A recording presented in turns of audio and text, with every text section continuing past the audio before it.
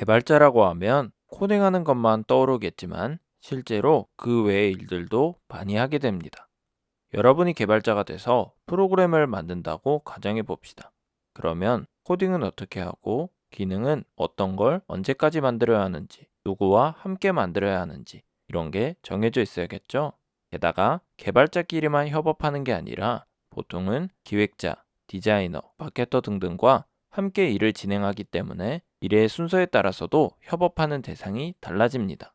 그러다 보니까 협업하는 도중에 문제가 생기기도 하는데요. 예를 들어 기획이 완료되지 않아서 개발자가 기다리고 있다거나 디자인 작업이 완료되지 않아서 개발자가 진행을 못한다거나 그런 일이 생길 수 있죠.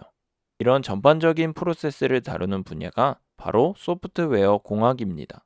소프트웨어 공학이라는 단어의 의미를 풀어보자면 소프트웨어를 활용한 공학, 즉 소프트웨어로 새로운 제품, 서비스, 도구 등을 만드는 것에 관한 학문이라고 보면 되는데요. 그러니까 어떤 제품이나 서비스를 기획부터 제작하고, 테스트하고, 출시하고, 사후 관리까지 하는 모든 프로세스를 포함합니다. 각 프로세스마다 어떤 고민들을 하는지 살펴보자면 이런 내용들이 있습니다. 기획 단계.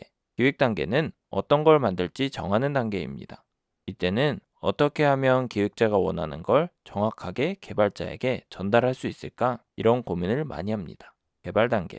어떤 걸 만들지 기획 단계에서 정했죠? 그걸 만드는 단계가 개발 단계입니다. 어떻게 하면 정해진 기획을 코딩으로 정확히 구현할 수 있을까? 어떻게 하면 큰 규모의 프로그램을 여러 사람이 분업해서 효율적으로 만들 수 있을까? 이런 고민들을 하고요. 테스트 단계. 개발이 기획대로 잘 됐는지 오류는 없는지 확인하는 단계입니다. 이 단계에서는 어떻게 하면 소프트웨어의 문제점을 출시 전에 효율적으로 찾아낼 수 있을까? 어떻게 하면 찾아낸 수많은 문제점들을 빠짐없이 효율적으로 개선할 수 있을까? 이런 고민을 합니다. 배포 단계. 배포 단계에서는 개발했던 내용을 사용자가 사용할 수 있도록 하는 단계입니다. 배포라는 단어가 어려우면 출시라고 생각해도 괜찮습니다. 이 단계에서는 어떻게 하면 각 사용자의 실행 환경에 맞는 소프트웨어를 잘 배포할 수 있을까? 이런 고민을 합니다. 마지막으로 유지 보수 단계에서는 출시된 서비스를 변화시키는 겁니다. 이때는 어떻게 하면 이미 만들어진 소프트웨어를 쉽게 변경할 수 있을까? 이런 고민을 합니다. 이제 이 모든 과정을 거치고 나면 이런 고민을 합니다. 어떻게 하면 이 모든 프로세스가 매끄럽게 진행될 수 있을까? 어떻게 하면 제한된 자원으로 정해진 일정 안에 좋은 소프트웨어를 만들 수 있을까?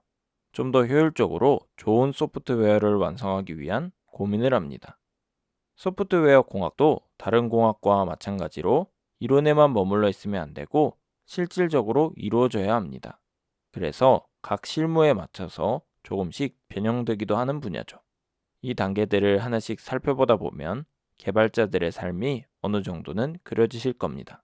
이후 레슨에서는 소프트웨어 공학에 대해서 하나씩 알아봅시다.